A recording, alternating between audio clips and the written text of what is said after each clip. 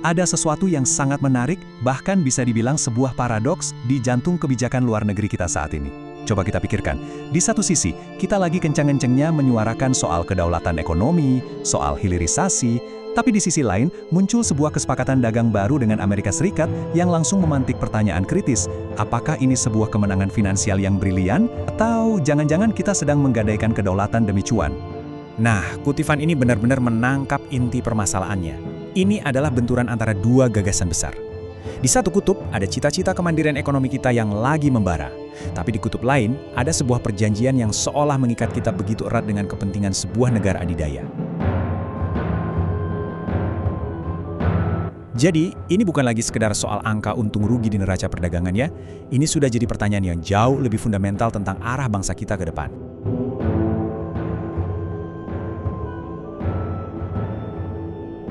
Oke, untuk bisa membongkar ini, kita harus lihat dulu dari kacamata pragmatisme murni.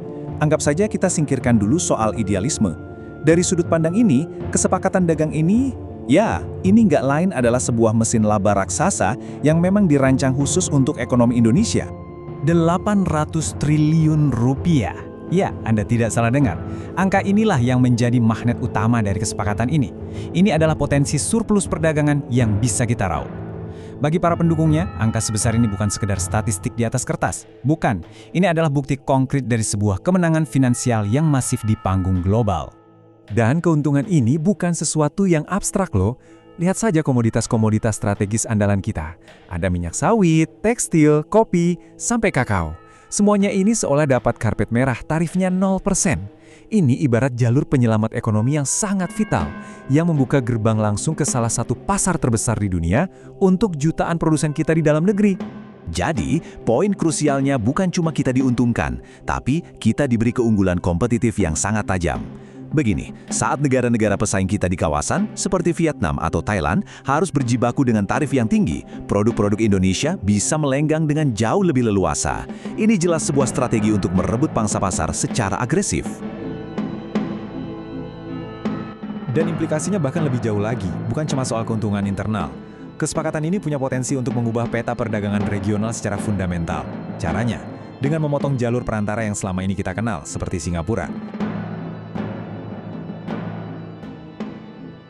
Surplus dagang kita sendiri meroket, sementara pemain regional lain justru bisa jadi kehilangan porsi kuenya.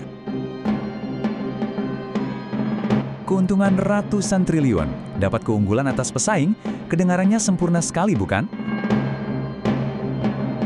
Keuntungan besar seringkali datang dengan biaya yang tersembunyi. Sekarang, coba kita balik koin ini. Mari kita lihat argumen dari mereka yang justru melihat ada ancaman yang sangat serius terhadap kedaulatan negara kita. Nah, pertanyaan ini membawa kita langsung ke jantung kritiknya. Apa sebetulnya yang kita korbankan untuk bisa mendapatkan semua keuntungan finansial tadi? Apakah ada harga yang tidak kasat mata yang harus kita bayar di kemudian hari? Inilah dia klausul yang paling kontroversial. Coba perhatikan frasa harus mengadopsi. Dua kata ini secara hukum mengikat Indonesia untuk menyelaraskan kebijakan luar negeri dan ekonominya dengan apapun tindakan yang diambil Amerika terhadap negara ketiga. Jadi gampangnya begini, kalau Washington memberlakukan sanksi ke negara lain, kita secara de facto diwajibkan untuk ikut-ikutan.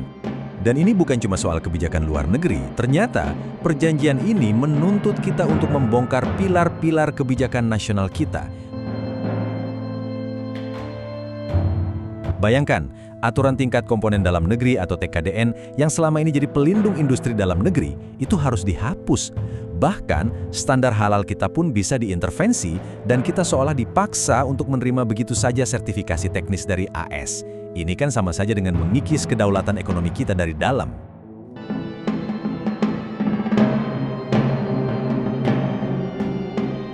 Ketidakseimbangan ini terpampang sangat jelas kalau kita lihat struktur tarifnya. Barang-barang Amerika bisa masuk ke Indonesia dengan tarif 0%, sementara ekspor kita ke sana masih bisa dikenai tarif sampai 19%. Ini kan bukan lagi soal kemitraan yang setara, ini lebih terasa seperti sebuah relasi yang timpang. Jadi, sekarang kita punya dua kutub yang sangat berlawanan kan? Di satu sisi ada keuntungan ekonomi yang masif, di sisi lain ada kedaulatan yang katanya terkikis. Tapi, adakah cara pandang ketiga yang lebih bernuansa, yang melihat semua ini sebagai sebuah langkah strategis yang sudah diperhitungkan dengan matang? Dilihat sebagai sebuah kekalahan, melainkan sebagai premi. Semacam biaya yang sengaja kita bayar untuk membeli satu hal yang sangat berharga, kepastian. Kepastian dari partner dagang yang sangat kuat, tapi di era sekarang ini juga sangat tidak bisa ditebak. Logika dibaliknya ini sangat strategis. Kesepakatan ini bisa jadi hanyalah sebuah taktik jangka pendek. Dengan mengalah sekarang, Indonesia sebenarnya sedang membeli waktu dan stabilitas. Pertanyaannya, waktu untuk apa? Waktu untuk membangun jaringan dagang alternatif, memperkuat hubungan dengan blok kekuatan lain, dan ujung-ujungnya secara bertahap mengurangi ketergantungan kita pada satu kutub saja. Dan inilah konteks yang membuat argumen tadi jadi masuk akal. Coba lihat betapa kacaunya kebijakan tarif mereka. Pagi hari diberlakukan, beberapa jam kemudian dibatalkan oleh Mahkamah Agung, beberapa menit kemudian aturan baru diumumkan. Dalam badai ketidakpastian seperti ini, sebuah perjanjian yang menawarkan stabilitas, sekalipun dengan harga yang mahal, bisa jadi pilihan strategis yang sangat logis. Oke, setelah kita menimbang semua argumen dari yang pragmatis, yang idealis, sampai yang strategis, kita sekarang sampai di pertanyaan pamungkas. Bagaimana kita harus menilai kesepakatan ini secara keseluruhan? Pada akhirnya, penilaian kita akan bermuara pada dua narasi yang saling bertentangan ini.